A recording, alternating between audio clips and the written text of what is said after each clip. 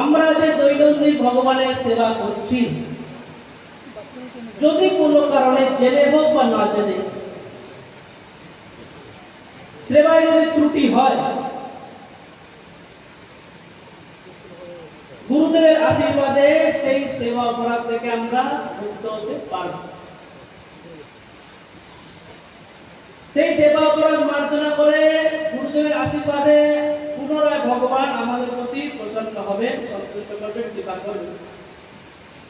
কিন্তু কোনোভাবে যদি গুরুদেবের চরণে অপরাধ হয়, গুরুদেব যদি আমার প্রতি অপ্রসন্ন হয়, ভগবান কখনো তাকে ক্ষমা করবেন।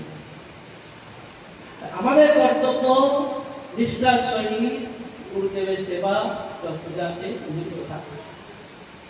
সাধারণ মানুষ যেমন এই জগতে আসে কর্মের ফল ভোগ করার জন্য,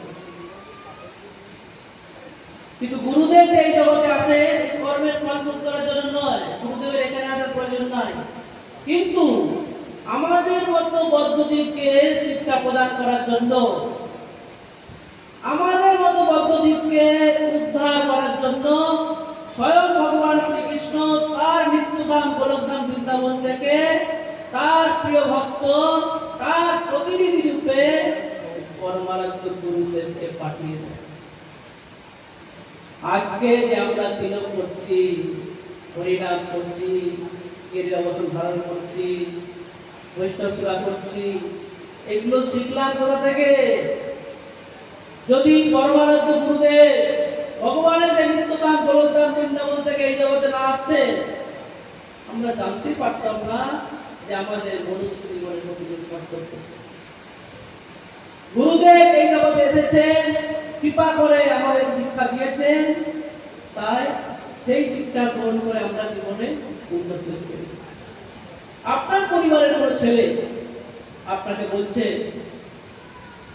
যে মা আমি ডাক্তার হতে চাই, আমি চিকিৎসা করে এই জনগণের সেবা করতে চাই, এই কথাটা যখন ছেলে মুখ থেকে শুনবে, মায়ের কত আনন্দ হবে, আমার ছেলে ডাক্তার হতে চায়। কিন্তু ছেলেটা যদি বলে না আমি আজকে থেকে চিকিৎসা শুরু করবো, ছেলেটা কখন বলছে? যখন সে ক্লাস 4 এ পড়ে। তখন মা বলবে এখন না বাবা, এখন ভালো করে পড়াশোনা করো, স্কুলে যাও, শিক্ষকের অনুগত হয়ে চলো, শিক্ষকের কাছে ভালো শিক্ষা গ্রহণ করো, তারপরে যখন শিক্ষা গ্রহণ করতে করতে স্টেপ বাই স্টেপ যখন তুমি ডিগ্রি লাভ করো, ডক্টর ডিগ্রি, তখন তুমি চিকিৎসা করতে পারবে। যেমন ডক্টর ডিগ্রি লাভ করতে গেলে শিক্ষকের কাছে যেতে হবে, শিক্ষা গ্রহণ করতে হবে, নিজে থেকে হবে না। ঠিক সেই রকম পারমার্থিক জগতে যদি আমরা শিক্ষা লাভ করতে চাই, তাহলে পারমার্থিক জগতে যিনি শিক্ষক, যিনি গুরু, সেই পরমারাধ্য গুরুদেবের চরণে আশ্রিত হবে। ধ্রুব মহারাজ তিনি 5 বছর বয়সে ভগবানের দর্শন লাভ করেছেন। তিনি রাজার ছেলে ছিলেন, এই রাজ্য রাজ পরিবার সব কিছু ছেড়ে জঙ্গলে প্রবেশ করলেন। উদ্দেশ্য কি? ভগবানের দর্শন, ভগবানকে প্রাপ্ত। কিন্তু এইরকম যখন ভগবানের দর্শন লাভের জন্য জঙ্গলে ঘুরে বেড়াচ্ছে, তখন ভগবান নারদ মুনিকে পাঠিয়ে দিলেন ধ্রুব মহারাজের কাছে। ধ্রুব মহারাজ নারদ মুনির চরণে শরণাপন্ন হলেন, আর নারদ মুনি ধ্রুব মহারাজকে মন্ত্র প্রদান করলেন।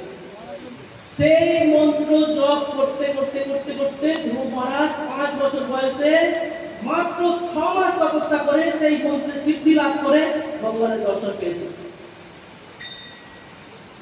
এখানে যেটা শিক্ষণীয় বিষয়, ধ্রুব মহারাজ যে রাজ্য ছেড়েছিলেন, রাজ পরিবার ছেড়ে জঙ্গলে প্রবেশ করেছিলেন, উনি ভগবানকে প্রাপ্ত করার জন্য, ভগবানের দর্শন লাভের জন্য।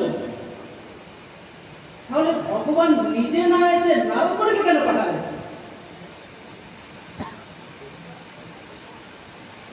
এই যে রাজ্য ত্যাগ করলে, রাজ পরিবার ছেড়ে জঙ্গলে প্রবেশ করলে, এটা গুরুত্বপূর্ণ নয়, এটা ভালো, কিন্তু গুরুত্বপূর্ণ এটা নয়। এগুলো ছাড়া করলে তারপরে কি কাজ করলাম আমরা সেটা গুরুত্বপূর্ণ, সেটা এখান থেকে আমরা শিক্ষা লাভ করি। ধ্রুব মহারাজ তখনই ভগবানকে প্রাপ্ত করলেন যখন নারদ মুনির চরণে আশ্রিত হয়ে তার অনুগত হয়ে তার শিক্ষা গ্রহণ করে জীবনকে এগিয়ে নিয়ে গেলেন। আর ভগবান এই জন্যই নারদ মুনিকে পাঠালেন যে জঙ্গলে ঘুরলে তো আমাকে পাবে না, আমাকে কি জন্য প্রাপ্ত করতে হবে পারবে, আমার কাছে কি করে পৌঁছবে সেই রাস্তা তুমি দেখিয়ে দাও। সেই জন্য ভগবান নারদ মুনিকে পাঠালেন। আর ধ্রুব মহারাজ নারদ মুনির চরণে আশ্রিত হয়ে তার শিক্ষা গ্রহণ করেছিলেন বলেই তিনি ভগবানকে প্রাপ্ত করতে পেরেছিলেন। আমরাও যদি গুরুদেবের অনুগত হয়ে গুরুদেবের শিক্ষায় শিক্ষিত হয়ে জীবনকে এগিয়ে নিয়ে যাই, তখন আমরাও ভক্তিময় জীবনে উন্নতি করতে পারব। এখানে আমার বিশ্রাম। বাঞ্ছা কৃপা